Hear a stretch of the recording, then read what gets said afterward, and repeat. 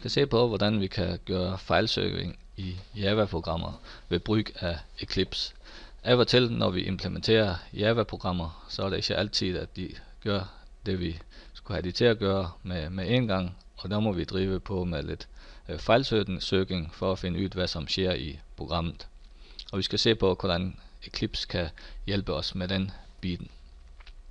Som eksempel, for at illustrere, hvordan man gør, der bruger vi klassen Rectangle fra en tidligere opgave, som der har 3 objektvariable, en konstruktør, get og set metoder for de ulike objektvariable, areal metode, omkreds-metode og en tegn-metode. Og så har vi skrevet en liten tester-klasse med en main-metode, som der opretter 2 rektangler, bruger areal og omkreds-metoderne på de 2 rektangel-objekt, og skriver ud for hver de kan areal og omkreds er, og tegner de 2 rektanglerne.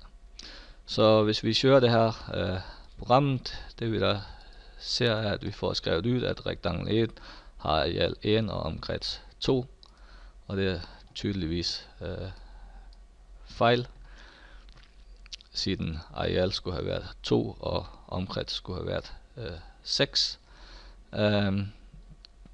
Rektangel 2 har areal 4 og omkreds 4. Her er omkredsen tydeligvis fejl, og af en eller anden grund så får vi ikke skrevet ud tegnrepræsentationen af de rektangler.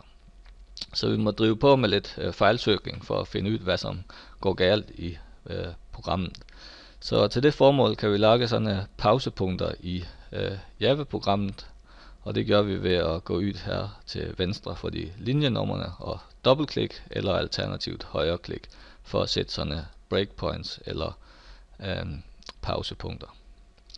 Når vi så kører programmet, der må vi så vælge Run, og vi vælger ikke Run as Java Application som vanligt, men vi vælger Debug as Java Application. Så der kommer vi bort i et andet perspektiv, det som hedder debug-perspektivet. Indtil videre har vi hovedsagt brugt Java-perspektivet. Her har vi ulike vinduer, hvor vi kan se, hvilke metoder som akkurat nu er kaldt, og vi kan se, at det er main-metoden i Rectangle Tester-klassen, som er kørt. Til højre har vi et vindue, hvor vi kan se de ulike variable, som er i scope for der i programmet, vi er nu. Her har vi noget, som kan vise os, hvor i programmet vi er, og vi kan se, at der er en pil her, som indikerer, at det her er den instruktionen, som vi nu skal til at udføre. Og nederst har vi konsollen, som er kendt fra Java-perspektivet. Så nu kan vi stikvis udføre programmet. Det første vi skal til at udføre er den her konstruktøren for Rectangle-klassen, så det vi kan gøre, det er, at vi kan vælge Step Into, og der kommer vi ind i konstruktøren for klassen og ser den blive udført. Så nu er vi på første linje af konstruktøren.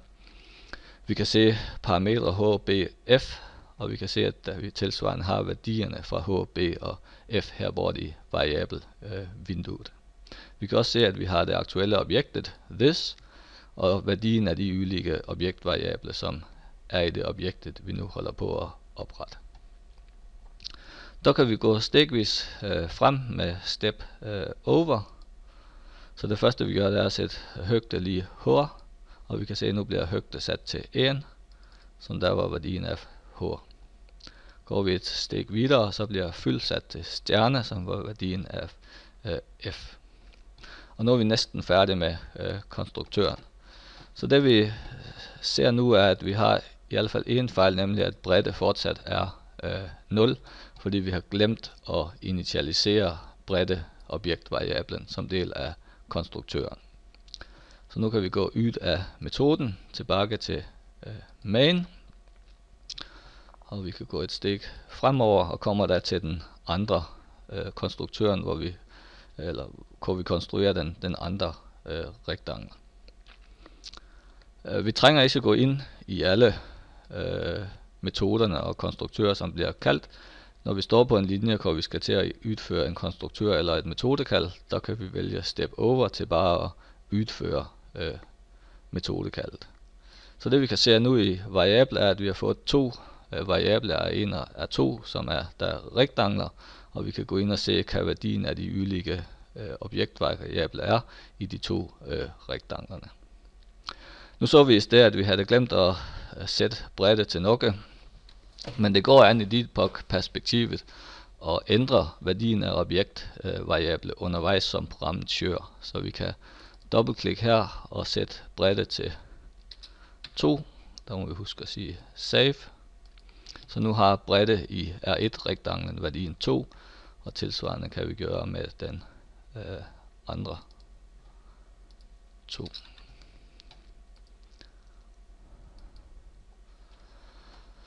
Så der er vi kommet til areal-metoden. Nu kan vi gå ind i areal-metoden ved at vælge step into. Og vi kan se her, at her bliver areal sat lige højde gange højde. Og det er tydeligvis en fejl. Hvis vi udfører det stikket, kan vi se, at areal bliver 1, selvom bredde og højde var henholdsvis 2 og 1. Og det er fordi, at vi skulle selvfølgelig have multipliceret bredde og højde, og især højde gange højde. Så det er et andet problem i programmet, som vi må fikse op på. Så nu kan vi gå ud af metoden, og så er vi tilbage i main-metoden.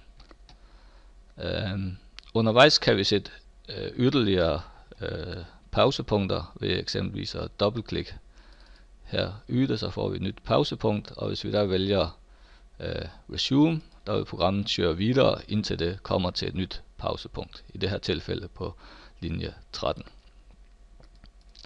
Det går også an at vælge en linje og sige run to line, der vil programmet køre videre indtil den valgte linjen. Så vi kan se, at nu er vi her i linje 16. Her vil vi bare få udført system.out.print, så vi vælger step over. Der kan vi gå ind i tegnmetoden for eksempel. Så her har vi tegnmetoden, som er to forlykker. En forlykke ind i en anden forlykke, som itererer først så mange gange, som vi har højde. Og for hver gang vi itererer på en højde, så itererer vi hele bredden og skriver ud fyld tegnet.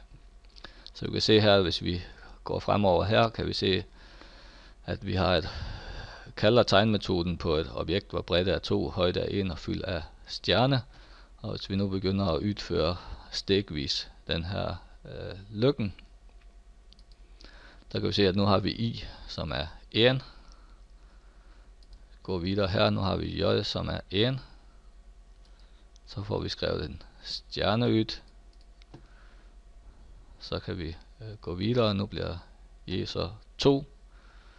Vi skriver ud en stjerne mere. Og så er vi færdige, og vi kan hoppe ud af tegn metoden.